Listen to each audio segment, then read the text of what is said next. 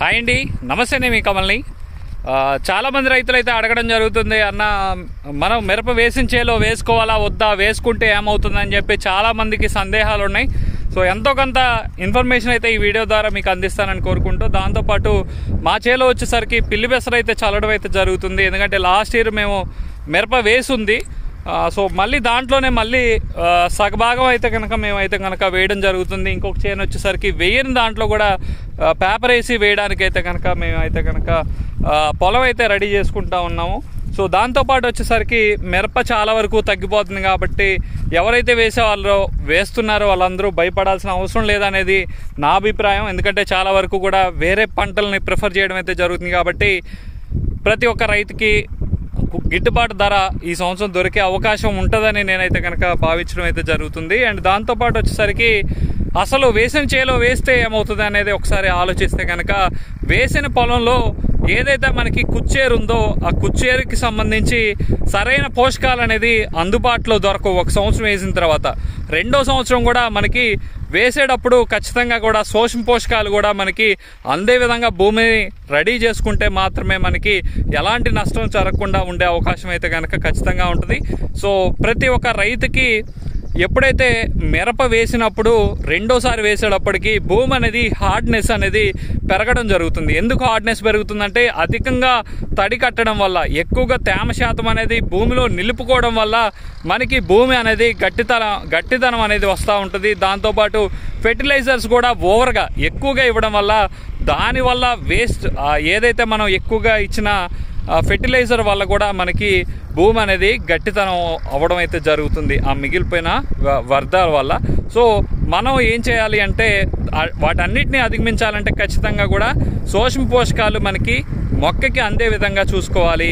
So దాంతోపాటు first మీరు చేయాల్సిన ప్రయారిటీ ఏంటంటే మీరు పచ్చి రొట్టె ఎరువుని ఖచ్చితంగా కూడా పెంచుకోవాలి. ఈ పచ్చి రొట్టె ఎరువుని పెంచుకున్నారంటే ఖచ్చితంగా కూడా మీకు మొక్కకి ఏదైతే వేడి జనరేట్ అవ్వాలో, పైన అధికంగా వర్షాలు పడేటప్పుడు వేడి జనరేట్ చేయాలంటే కనుక భూమి గుల్లపారాలన్నా కానీ పచ్చి రొట్టె ఎరువు వేసుకున్నట్లయితే కనుక, దాంతోపాటు సూక్ష్మ పోషకాలు కూడా మనకి మొక్కకి అందాలి, భూమి గట్టితనాన్ని కోల్పోయి గుల్లబారాలి అనుకుంటే కనుక ఖచ్చితంగా కూడా మనం ఈ ఏదైతే మనకి ఈ పచ్చి రొట్టె ఎరువు అనేది ఖచ్చితంగా వేసుకోవాల్సి ఉంటుంది. ఇది వచ్చేసరికి ఒక ఎకరానికి 20 కేజీల చొప్పున ఏదైనా పెసలు కానీ పిల్లి పెసలు కానీ ఏదైనా కానీ అన్నీ కలిపి 4 కిలోలు ఈ 4 కిలోలు కలిపి మీరు చల్లుకొని 30-35 రోజుల తర్వాత కలయి దున్నుకున్నట్లయితే కనుక భూమి గుల్లబారుతుంది. దాంతోపాటు ఈ ట్రైకోడర్మా సూడోమోనాస్ కల్చర్ పెంచుకొని ఆ పొలంలో కనుక మీరు వేసుకున్నట్లయితే కనుక ఖచ్చితంగా కూడా మీకు విల్టు సమస్య కూడా రాకుండా ఉండే అవకాశాలు అయితే కనుక ఖచ్చితంగా ఉంటుంది. ప్రతి రైతు కూడా చాలామంది ఇవన్నీ ఏం చేస్తాంలే, మళ్ళీ 2 సార్లు ఏం దున్నుతాంలే, ఇన్నిసార్లు దున్నాలంటే అవ్వదు అని చెప్పి చాలామంది స్కిప్ చేస్తారు. దయచేసి ఎవరు కూడా అలా చేయొద్దు. సో ఈ మొక్కకి కావాల్సిన వేడి అంటే వర్షాలు అధికంగా పడినప్పుడు మనకి వేరు వ్యవస్థకి హీట్ జనరేట్ చేసి మనకి ఈ పచ్చి రొట్టె ఎరువు అనేది ఉపయోగపడుతూ ఉంటుంది. దాంతోపాటు వచ్చేసరికి మనకి బాగా ఎండ తీవ్రతగా ఎక్కువగా ఉంది అనుకుంటే కనుక భూమి నుంచి చల్లదనాన్ని మనకి ఈ వేరు వ్యవస్థకు అందించడం వల్ల మొక్క అనేది త్వరగా చనిపోయే అవకాశాలు కానీ, లేదంటే ఎదుగుదల లోపాలు కానీ ఇలాంటివి రాకుండా ఉండే అవకాశాలు అయితే కనుక ఖచ్చితంగా ఉంటుంది. కాబట్టి ప్రతి రైతు కూడా పచ్చి రొట్టె ఎరువు అనేది కంపల్సరీ వేసుకోండి, అది మిరప వేసినా వేయకపోయినా కానీ. సో దానివల్ల చాలా లాభాలు ఉన్నాయి. వేరు వ్యవస్థ అనేది ఈజీగా పెరుగుదల అయితే కనుక ఉంటుంది. భూమి కూడా గట్టితనం, మనం ఇచ్చే నత్రజని కానీ పొటాష్ కానీ ఎన్పీకేకి సంబంధించినవి ఏదైనా అధికంగా ఇవ్వడం వల్ల భూమి అనేది గట్టిపడిపోయి ఉంది. అధికంగా మనకి తేమ శాతం ఎక్కువైనా కానీ, లేదంటే కనుక మనం ప్రతి సంవత్సరం కడుతున్న నీళ్ళ వల్ల కానీ, సో భూమి అనేది గట్టిపడిపోయి ఉండడం వల్ల మనకి ఆశించిన మేర మొక్క అనేది పెరుగుదల ఉండదు ఈ మిరప విషయంలో. అందుకు మాత్రమే ప్రతి ఒక్కళ్ళు కూడా పచ్చి రొట్టె ఎరువుని అయితే కనుక ప్రిఫర్ చేయండి. సో మా చేలో అయితే కనుక మేము పచ్చి రొట్టె అయితే కనుక ఎరువు చల్లడానికి అయితే కనుక, అంటే పచ్చి రొట్టెకి సంబంధించిన పిల్లి బెసలు కానీ లేదంటే ఇంకేదైనా కానీ ఖచ్చితంగా కూడా మీకు చల్లుకోండి. మేమైతే కనుక పిల్లి బెసలు అయితే కనుక ఎకరానికి ఒక 10 కేజీల చొప్పున అయితే చల్లడం అయితే జరుగుతుంది. ఈ నెలాఖరికి అయితే కనుక, అంటే నెక్స్ట్ మంత్ నెలాఖరికి జూలైకి మనకి పొలం అయితే కనుక రెడీ అవుతుంది.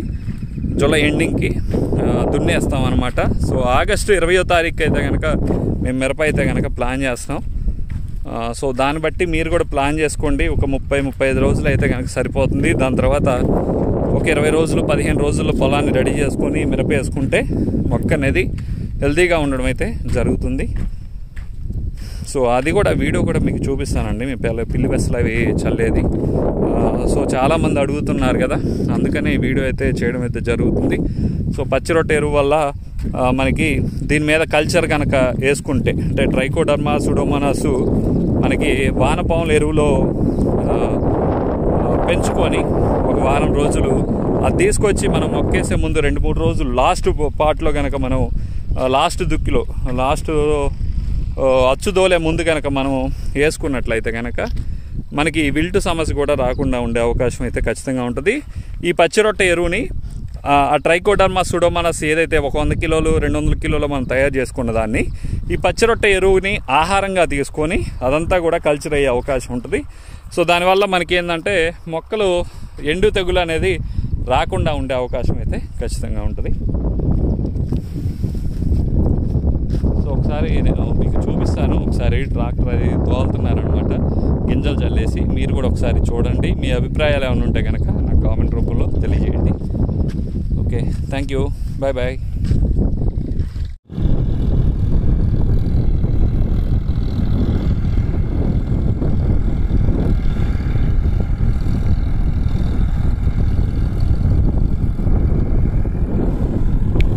ఎంత గొర్రెదోలుతున్నామండి. లైట్గా తుప్పర్లాగా వర్షం పడింది కొంచెం నిన్న.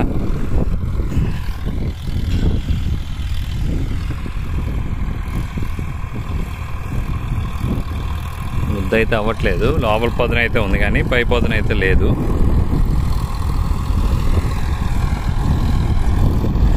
ఇప్పుడు పిల్లి బెసలు చల్లడానికి వచ్చింది బండి.